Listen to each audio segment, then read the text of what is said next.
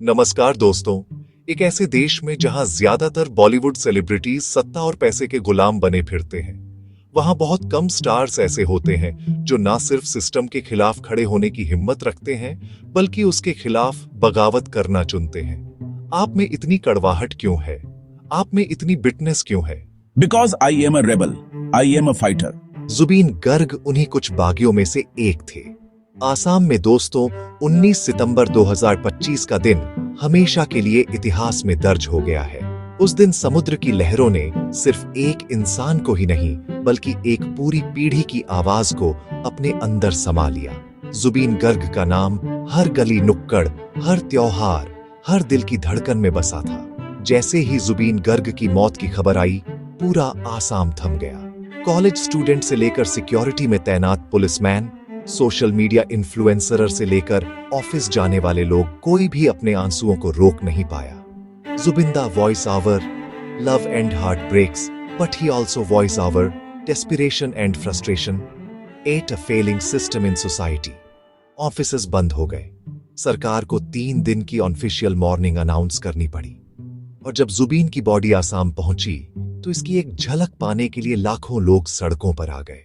Tears in their eyes, breathing the laws of soul of Assam, everyone felt the absence of the superstar and the voice of a generation। और फिर 23 सितंबर को इनके अंतिम संस्कार में भारत के इतिहास में रिकॉर्ड ब्रेकिंग भीड़ देखने को मिली। इतनी संख्या में लोग आए थे, किसी ने यह एक्सपेक्ट नहीं किया था। अगर आप आसाम से नहीं है तो आपके मन में सवाल उठेगा, क्यों? आखिर एक सिंगर की मौत पर पूरा राज्य क्यों ठहर गया? इसका जवाब है दोस्तों, क्योंकि जुबीन सिर्फ एक सिंगर नहीं थे। वीडियो शुरू करने से पहले बताना चाहूंगा दोस्तों, दिवाली का सीजन है और इस ओकेजन पर एक बड़ा तोहफा आपके लिए ध्रुव राठी एकेडमी के सभी कोर्सेज पर साल की सबसे बड़ी मेगा सेल फ्लैट 50% ऑफ, यानी कि मेरा टाइम मैनेजमेंट कोर्स, जहां पर आप अपनी प्रोडक्टिविटी और हैप्पीनेस को मैक्सिमाइज करना सीखेंगे। प्रोक्रेस्टिनेशन खत्म करते हुए मेरा यूट्यूब ब्लूप्रिंट का कॉम्प्रिहेंसिव कोर्स, जो आपको एक कंटेंट क्रिएटर बनना सिखाता है।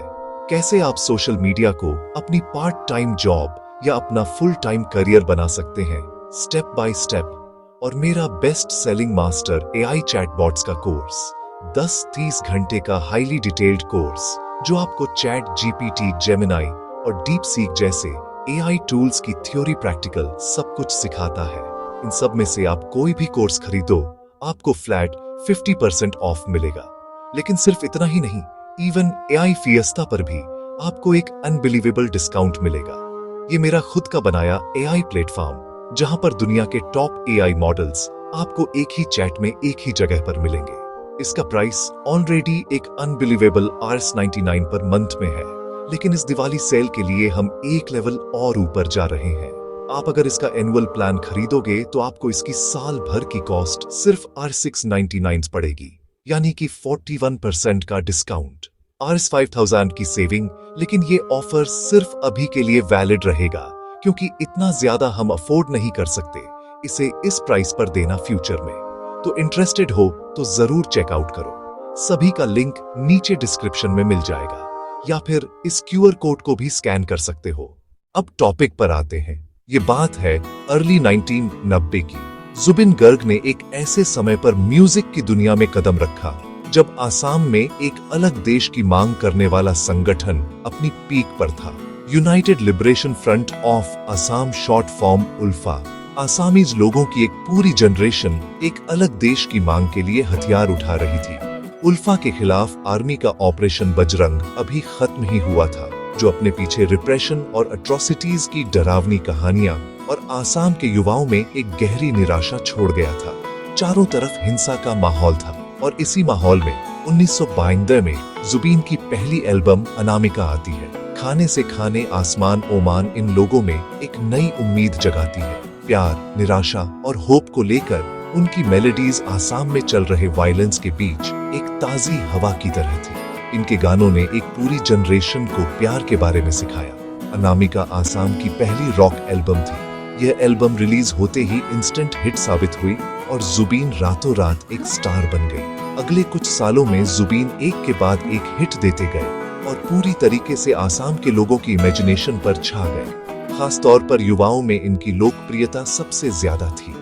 जुबीन के गाने आसाम की वादियों, खेतों और चाय के बागानों में गूंजने लगे। हर मौके के लिए जुबीन का एक गाना था और इन गानों ने लोगों को निराशा के बावजूद अपनी जमीन और अपने कल्चर से प्यार करने की वजह दी थी। कहा जाता है कि 1990 में आसाम को जुबीन की जरूरत थी। उन्हें एक ऐसा सिंगर चाहिए था जो उनके कंट्रडिक्शंस, उनकी इनसिक्योरिटी और उनके कल्चरल प्राइड को गानों के जरिए बयां कर सके। घुरी घरी दाजोकेजी का जुबीन ने एग्जैक्टली यही किया।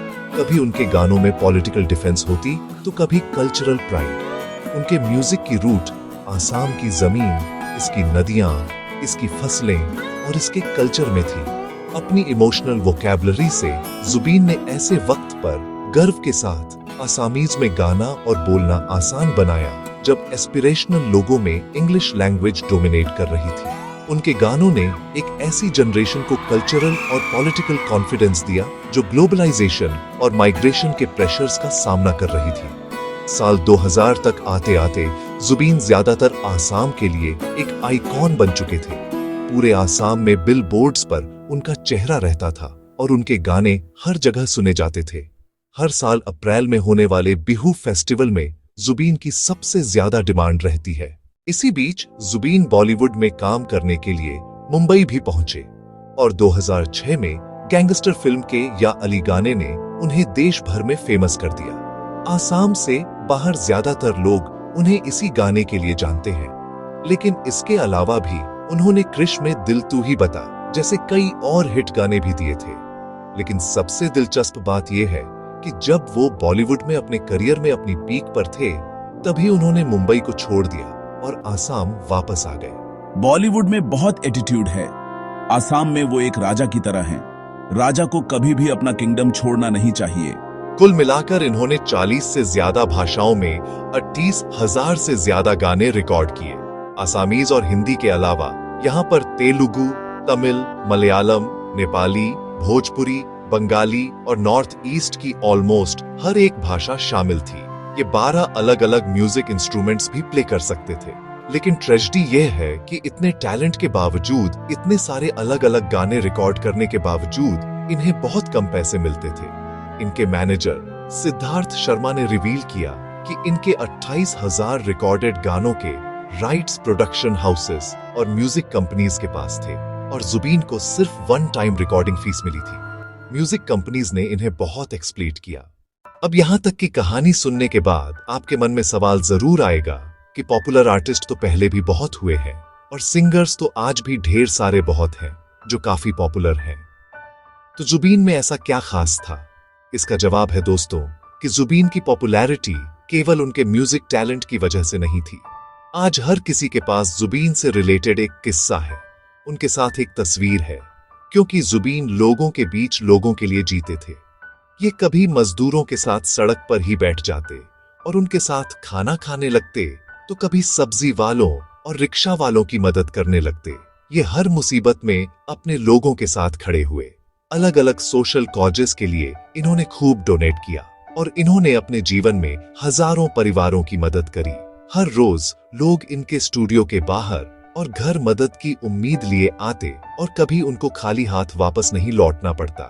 शादी, फ्यूनरल, मेडिकल ट्रीटमेंट, स्कूल या कॉलेज की फीस, जिसने जो मदद मांगी जुबीन ने उसकी मदद की। इसी तरह जब भी आसाम में बाढ़ आती तो जुबीन खुद लोगों की मदद के लिए उनके बीच पहुंच जाते।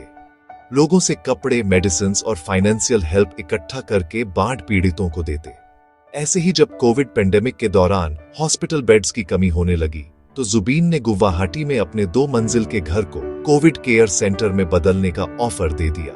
कई रिपोर्ट्स के अनुसार जुबीन ने 15 अंडर प्रिविलेज बच्चों को भी अडॉप्ट किया हुआ था। इनमें से एक बच्ची थी काजली। एक दिन जुबीन काम से वापस लौट रहे थे, तभी उन्होंने काजली को देखा। वो डोमेस्टिक हेल्प के तौर पर काम कर रही थी, जहां उसे लगातार अब्यूज किया जा रहा था। तो जुबीन से देखा नहीं गया और उन्होंने न केवल काजली को रेस्क्यू किया बल्कि उसे अडॉप्ट करके कोर्ट में लीगल बैटल भी लड़ा और जीते। अंडर प्रिविलेज लोगों की मदद करने और हर मुसीबत के समय अपने लोगों के साथ खड़े होने के कारण जुबीन लोगों के रियल लाइफ हीरो बन गए। लेकिन ये सिर्फ कोई फिल्मी हीरो नहीं थे, जुबीन एक बागी भी थे, एक रेबेल है जो पावर में रहने वालों से हमेशा सवाल करते, चाहे वो पॉलिटिकल हो या रिलीजियस। आप में इतनी बिटनेस क्यों है? Because I am a rebel, I am a fighter, I am only a fighter, I am not a politician, I am a fighter. ये क्यूबा के मार्क्सिस्ट रेवोल्यूशनरी चे गुएवारा से बहुत इंस्पायर्ड थे। रेबेल किससे? I have learn it from Che Gaura.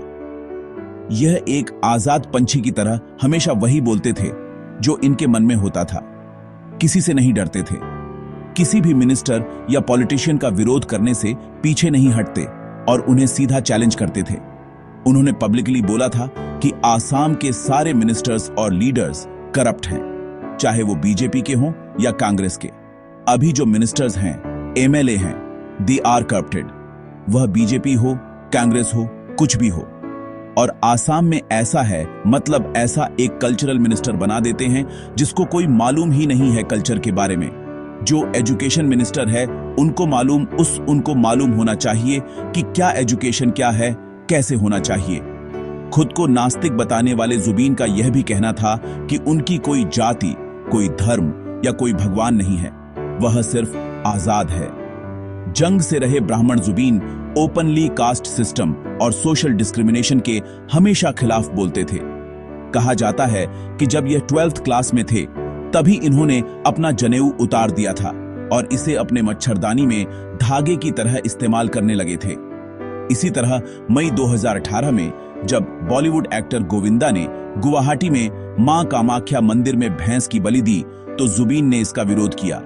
उन्होंने कहा कि कोई भी देवी देवता जानवरों का खून नहीं मांगता, धर्म के नाम पर जानवरों की बलि रुकनी चाहिए। इन्होंने यह तक कहा कि अगर गोविंदा को मां कामाख्या देवी को खुश करना था तो उन्हें भैंस की नहीं बल्कि खुद की बलि देनी चाहिए थी। जुबीन को आसाम के कल्चर और आसामीज भाषा से बहुत प्यार था, लेकिन फिर भी वह कोई शोवनिश नहीं थे। अप्रैल 2013 में उल्फा के एक फैक्शन ने आसाम के सिंगर्स को वार्निंग दी थी कि बिहू फेस्टिवल में हिंदी के गाने ना गाएं ताकि इंडियन कल्चर के नेगेटिव इन्फ्लुएंस से दूर रहा जा सके और आसामीज कल्चर जिंदा रहे।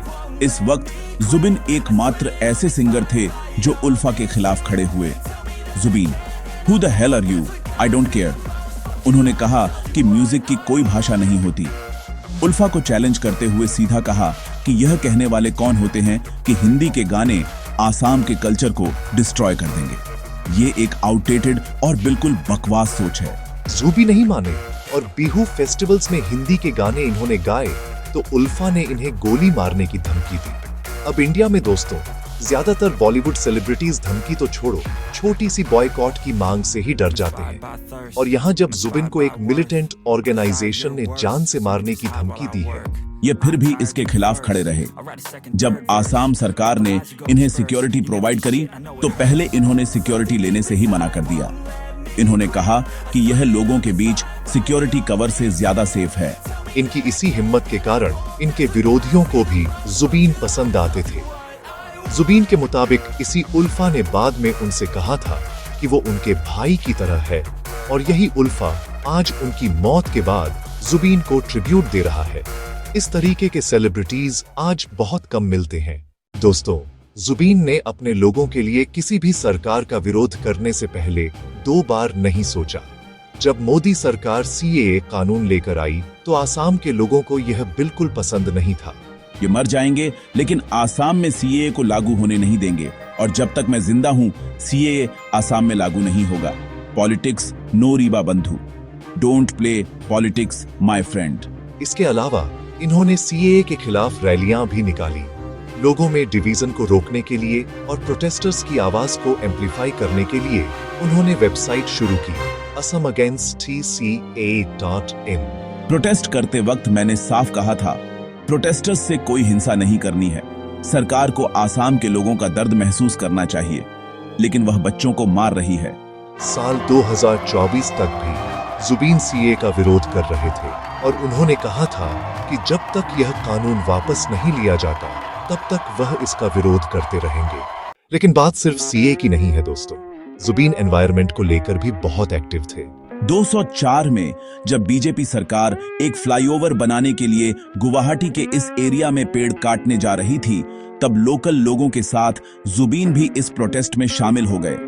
उन्होंने कहा कि डेवलपमेंट के लिए पेड़ों को सैक्रिफाइस करना अनएक्सेप्टेबल है, चाहे किसी भी पार्टी की सरकार हो।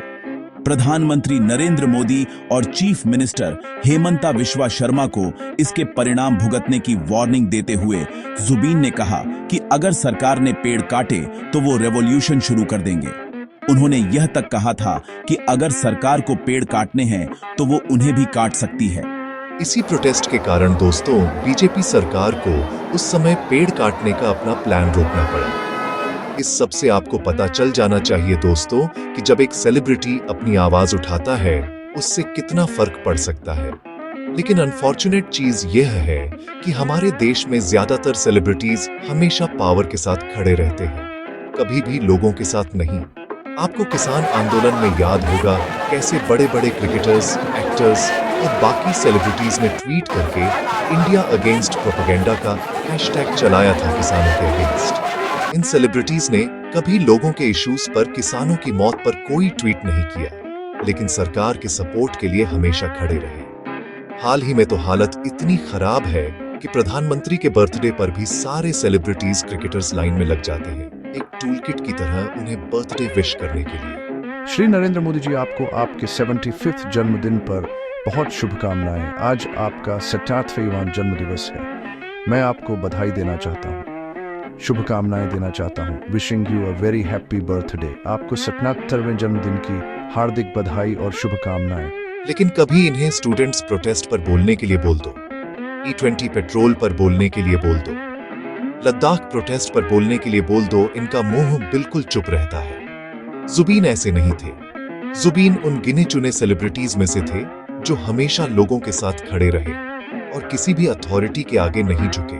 और यही कारण है दोस्तों कि आज जुबीन के लिए लाखों लोगों की भीड़ सड़कों पर उतर आई है, क्योंकि एक्चुअली में लोग उन्हें सही मायनों में रिस्पेक्ट करते हैं। लेकिन ये झुकने वाले सेलिब्रिटीज जो पैसे और पावर के लालच में कभी गुटखा प्रमोट करते हैं तो कभी सरकारी ट्रोल बन जाते हैं, इन्हें कुछ सालों बाद कौन ही याद रखेगा? क्या लोगों के दिलों में सही मायनों में रिस्पेक्ट रहेगी इनको लेकर? मैं उम्मीद करता हूं इस वीडियो से देश भर के celebrities, singers, musicians, film actors, इन सब की आंखें खुलेंगी। इस वीडियो को अपने फेवरेट सेलिब्रिटी के साथ जरूर शेयर कीजिए, उन्हें ट्विटर पर टैग करके या उनके इंस्टाग्राम में DM करके।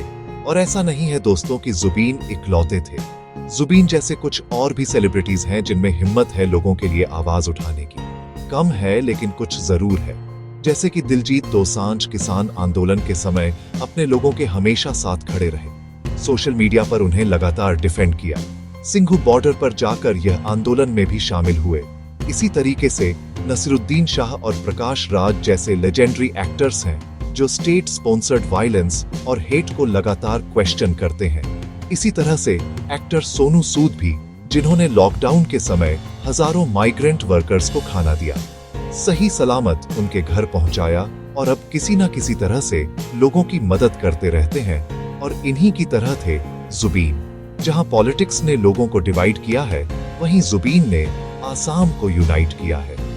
पिछले कुछ सालों में आसाम की राजनीति लोएस्ट पॉइंट पर पहुंच गई थी, चारों तरफ नफरत थी, लेकिन फिर भी जुबीन की मौत ने पूरे आसाम को एक कर दिया।